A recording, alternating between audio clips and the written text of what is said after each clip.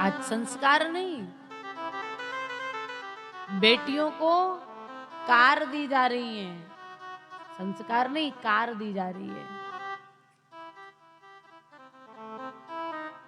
बेटी की शादी होती है, ससुराल वालों ने क्या बोला, क्या चाहिए हमको, 4 व्हीलर गाड़ी दे दो, मुझे कार दे दो, है ना, क्या दे दो, कार। क्या ससुराल वाले दहेज में किसी बेटी के संस्कार मांगते हैं? बोलो, संस्कार मांगते हो? संस्कार नहीं, कार मांग रहे हो। 10 लाख रुपया दे दो, ये सामान दे दो, वो सामान दे दो, ये दे दो, वो दे दो, पता नहीं कितने सामानों की लिस्ट बना करके भेज दी जाती है। लेकिन कभी कोई संस्कार की लिस्ट बनाई कि मुझे ये संस्कार वाली बहू चाहिए, जो सुबह उठती हो, आंगन में झाड़ू लगाती हो, ओरैन डालती हो, ऐसी बहू चाहिए। कभी संस्कारों के लिए आप लोगों ने कोशिश की जानने की? जब संस्कार पूछे ही नहीं, आपने धन दौलत पूछ करके विवाह किया, भैया पैसा कितने दोगे? अगर देखो फलानी फलानी जगह के आए थे, 25 लाख कह गए, और अगर तुम 30 दे दो तो सगाई पक्की। भले ही दूसरी जगह के 5 लाख कह गए हो, लेकिन भैया सामने वाले को भड़काने के लिए कहते 25 लाख कह गए, और तुम 30 दे दोगे तो सगाई हो जाएगी। आपने क्या देखा? आपने उस बेटी के संस्कार नहीं देखे, आपने उस पिता के संस्कार नहीं देखे। उस पिता ने, उस माँ ने अपनी बेटी को कितनी मेहनत मजदूरी करके पाल पोस करके बड़ा किया, कैसे संस्कार दिए अपनी बच्ची को। आपने संस्कार जानने की कोशिश नहीं की। आपने सबसे पहले कार मिलेगी कि नहीं मिलेगी, यही तो आपने जानकारी की। इसलिए तो बहू आकर के घर में 10 बजे उठ रही है। बोलो, सास चाय बना के ले जाती, बहू 10 बज गए, चाय पी लो। चाय तो पिलानी पड़ेगी ना। पहले की माताएं कहती थी, बेटा मैं संस्कार दे रही हूँ, सास ससुर की सेवा करना। लेकिन आज की माताएं भी कहती हैं, क्योंकि वो माँ ही जानती है कि वो अपनी बेटी का विवाह कैसे कर पा रही है। अपनी बेटी की विवाह करने के लिए माँ अपना जेवर रख देती है, बाप अपनी जमीन बेच देता है, जमीन गिरवी रख देता है, तब कहीं अपनी बेटी का विवाह किसी अच्छे घर में कर पाता है, पैसे वाले के घर में कर पाता। क्योंकि उस बाप के पास इतना पैसा नहीं है जो जाकर के 30 लाख रुपए दे दे। 30 लाख देने के लिए अपनी बेटी के विवाह के लिए जमीन को बेचना पड़ता है। तो वो माँ तो कहेगी ना, क्यों नहीं कहेगी, कहेगी। वो माँ कहेगी कि बेटा 30 लाख रुपया दे, कोई एक कहे तो 100 सुनइयो, मुंह बंद नहीं करियो। हमारी आत्मा जान रही हमने कैसे 30 लाख दे, कहेगी कि नहीं? क्योंकि उस माँ के, उस पिता की तुमने केवल जान नहीं ली, बकाया सब कुछ ले लिया। केवल प्राण नहीं निकलते हैं बाप के, अपनी बेटी के विवाह में सब कुछ निकल जाता है। और पिता के पास तब तक धन रहता है, तब तक घर में बेटी होती है, और जिस दिन बेटी चली जाती है ना, उस दिन पिता का घर खाली हो जाता है, सब कुछ चला जाता, सब कुछ लुट जाता। उस बाप के पास कुछ नहीं रहता, कुछ नहीं रहता, उसके प्राण के अलावा कुछ नहीं रहता।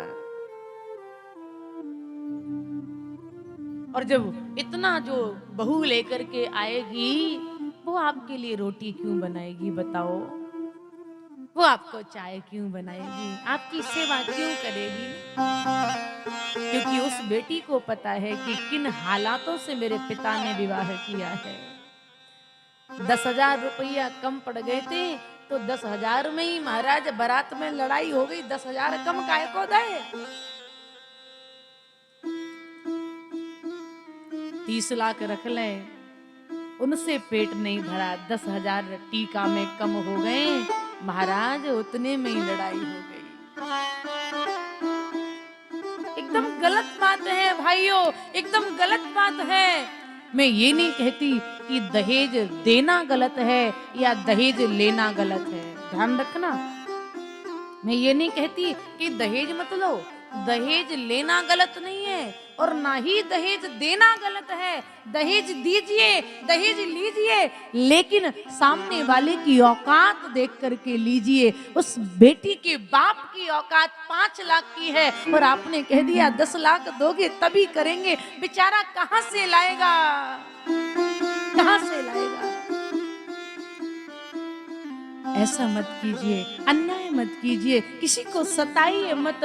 देखो, जो अपनी बेटी का विवाह करता है ना, वो सब कुछ देता है, दी जान से देता है, वो बाप सब दे देता है।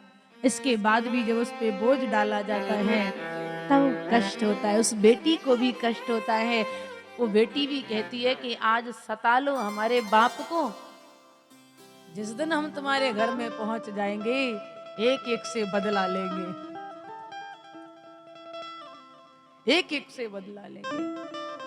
आज हम मजबूर हैं, आज हम कुछ कह नहीं सकते क्योंकि मेरे बाप ने तुम्हारे घर में मेरा रिश्ता कर दिया ना, इसलिए हम शांत बैठे हैं। और जिस दिन विवाह होके जाएगा तेरे घर में ही पहुंचते मैं महाभारत करूंगी। एक बार एक बेटी के देखने वाले गए और जब रिश्ता हो रहा था तो कुछ ये लेन देन की, दहेज की बात चली।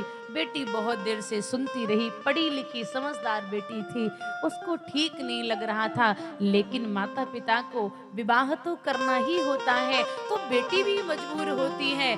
जो अपने पिता के लिए एक गलत शब्द नहीं सुन सकती दूसरों से, लेकिन ससुराल वाले जब 2-4 शब्द कहते हैं फिर भी वो सुनती है, क्योंकि उसकी शादी होनी है। उसको पता कि मेरे पिता जब तक बातें नहीं सुनेंगे तब तक मेरा विवाह भी नहीं कर पाएंगे, इसलिए वो बेटी सुनती रही।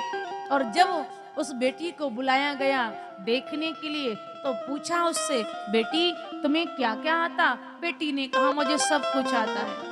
अच्छा एक बात बताओ, रामायण पढ़नी आती है?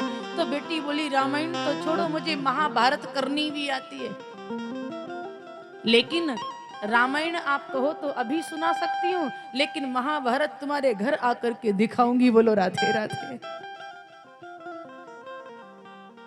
जोर से कहिए राधे राधे। इसलिए भाइयों आपसे निवेदन है, दहेज लीजिए लेकिन सामने वाले की हैसियत देख करके लीजिए, और आप भी दहेज दीजिए। पिताओं से निवेदन है वो भी दहेज दें, जितना ज्यादा हो सके उतना ज्यादा दें, क्योंकि आप अपनी बेटी को, अपने कलेजे के टुकड़े को भेज रहे हो। बेटा के लिए घर मकान जमीन जायदाद सब कुछ होता है और बेटी के लिए वही होता है जो तुम शादी में दे देते हो। इसके बाद बेटी का मायके में कोई हक, कोई अधिकार नहीं रह जाता है। इसलिए बेटी को पूरी ताकत से दीजिए।